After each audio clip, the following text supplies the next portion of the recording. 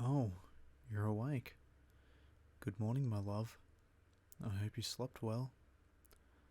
You know, you look absolutely gorgeous when you're sleeping, untouched by the outside world, kept away from the corruption of others, perfectly safe with me. Every other morning you've looked a little lost, but after almost a month you seem to be accustomed to it now. It's nice to see you adapting to your new home. After all, you will be here for the rest of your, well, our lives. Please don't look sad. I know you haven't seen anyone else for a while, but you need to get used to it since, you know, you aren't going to be seeing anyone for a long time, if ever. You seem to be less aware of your restraints and gag each day. I really wish I didn't have to use them, but it's hard to find you trustworthy enough to let you roam free at the moment. After all, you could still escape. You know, you may have guessed it, but there have been people looking for you. They even asked me some questions, but I wasn't a suspect. It was just a general school sweep, going through each class and making sure that no one had seen anything. After all, we were the only ones left when I asked you out and got rejected by you, but it's fine now. We're together after all.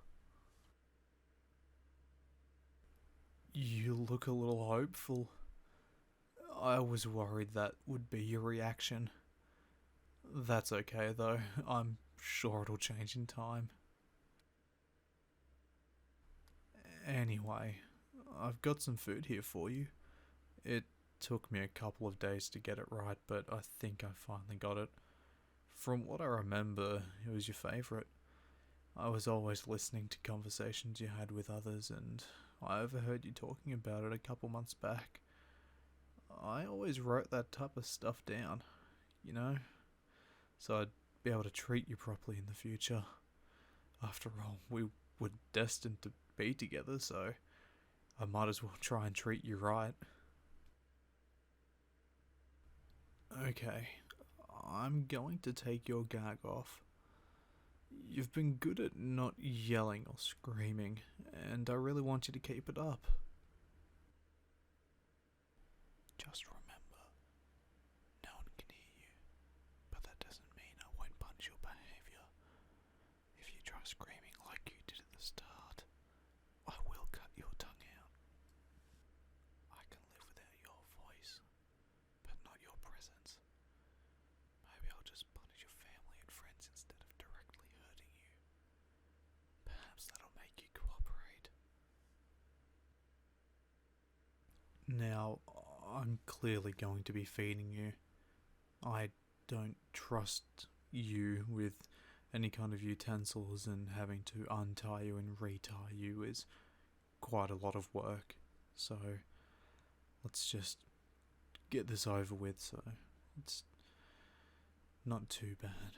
And please don't make this difficult. I really don't want to have to force feed you.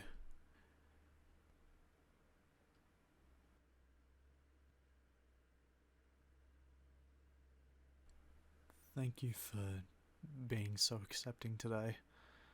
It's been hard to watch you fight every other day, but with you seemingly liking this more, I think things are going to be easier from now on. Now, if you don't mind, I'm just gonna get a little more comfy here. I'm going to put the gag back on now. Please don't struggle. Okay. Thanks for making it easier today. Although you don't look like you really could move too much, I've tied you down a fair bit at this point.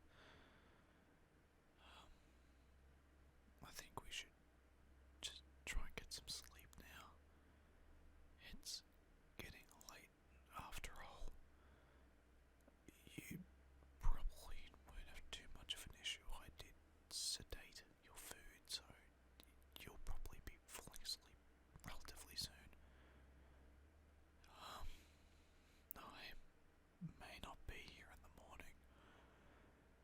have some things I need to deal with, and it'll make our lives much easier from here on out.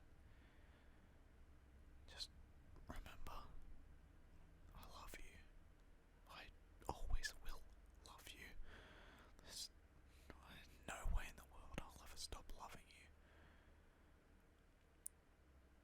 Good night.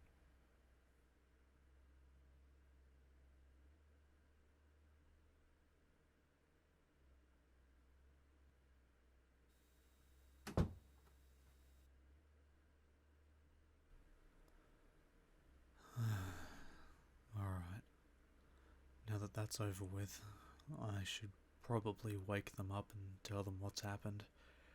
After all, this is going to change a lot of things for us.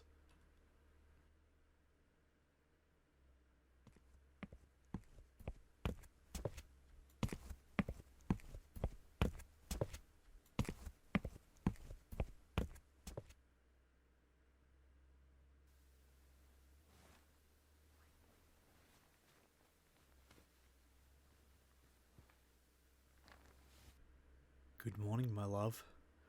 I hope you slept well. You might be feeling a little sick from the sedative last night, but don't worry, I do have something for that.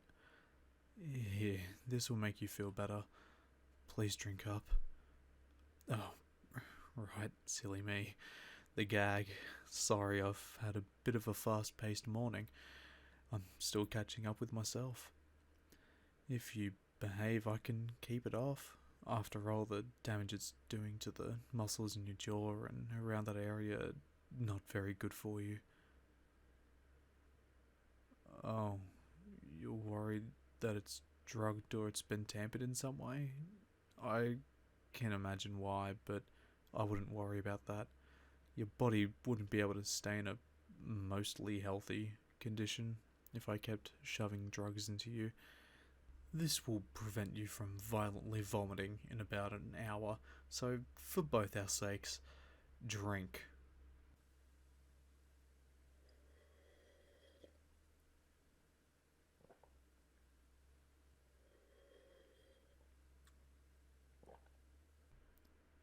Good job. Now, I'll let that settle before moving into the next part.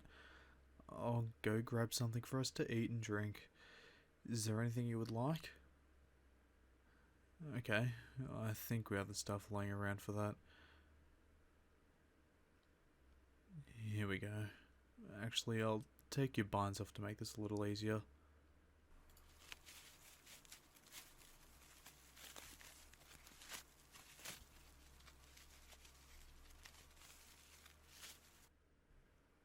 That should make eating a lot easier. Here, I've got a knife and fork you can use. After all, it's not a meal you can really eat with your hands.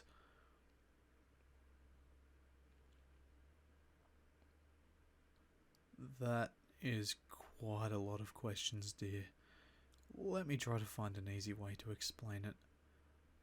The reason I'm so relaxed about how I'm treating you at the moment is, well, no matter what happens between you and I, we will be together forever. I've spent the last month delicately setting up safety measures for us, making sure nothing will be getting in our way while we spend the rest of our lives together. What did I do? Well, it's part of the reason why I'm so happy at the moment, and why I'm never here in the mornings, and, well, early afternoons too, I suppose. You see, no one is looking for you anymore. Don't look so shocked, dear, you'll make me feel bad. But you have to realise that it was going to happen eventually. It was just another issue that had to be solved. If I wanted to stop the search party, I knew I wasn't able to just go and tell them that you died or something like that. No, I did. I had to find a real way to go about it. And, well, it wasn't too hard. Since it was 3 days after I took you, the high of having you to myself had worn thin, and by that point it was just a subtle hum of pleasure, a feeling of excitement to know I'd see you when I get home. So I started involving myself in the school search party and slowly convinced them to let me help search outside of school jurisdiction. That's when your parents wanted to meet me.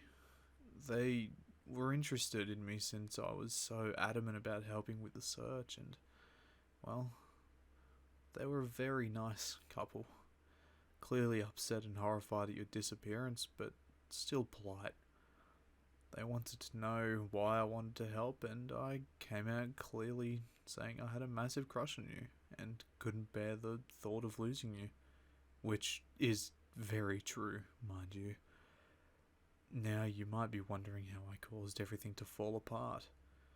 Simply put, I was going to make your parents have some much more serious issues, just as close to home as well.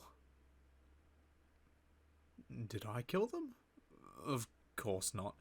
Killing someone is way too messy. It's a massive pain to clean up and just causes so many more problems. So I made someone else do it. No questions? Just shock, huh? Well, over the time I got to know your parents, I ended up being the coffee boy as well, making sure to talk to them for at least an hour each day. Each time I grabbed the coffee, I made sure to put a little extra in your dad's. A bit of PCP, bath salts, and meth didn't hurt anyone. Not in macro doses, at least. Over the coming weeks, I was very slowly upping the dosage, and as the days went on, he was slowly going a little more deranged, a bit more frustrated, and quite manic near the end. Why would I do this? Honey, I haven't even finished telling the story yet. Please, I will get to it. Last night, your parents went missing. I had been called just before I came in to check on you. I was anticipating it all day, and well, it really is just the highlight of our week. Maybe the month, or even the year. I put a fair bit extra in your dad's coffee this morning. I wanted to see him go over the edge.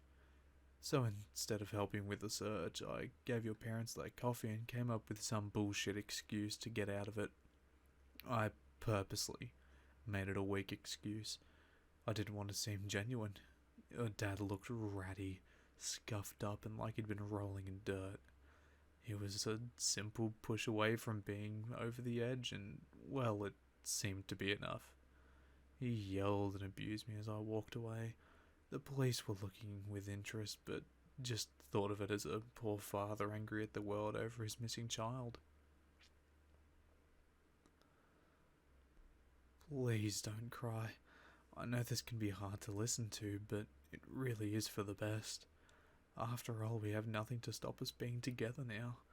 I don't want you to hurt anymore, so I removed the things that could cause you any pain.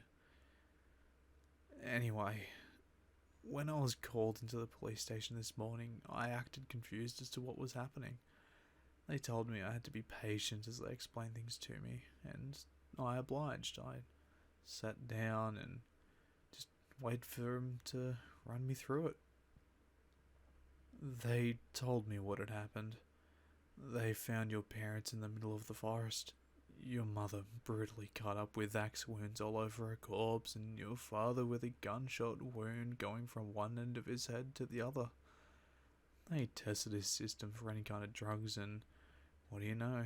They found traces of what he'd been constantly laced with. They thought maybe it was a new thing, but they were able to find evidence that he'd been on it for at least a month at this point. I decided to ask why they contacted me.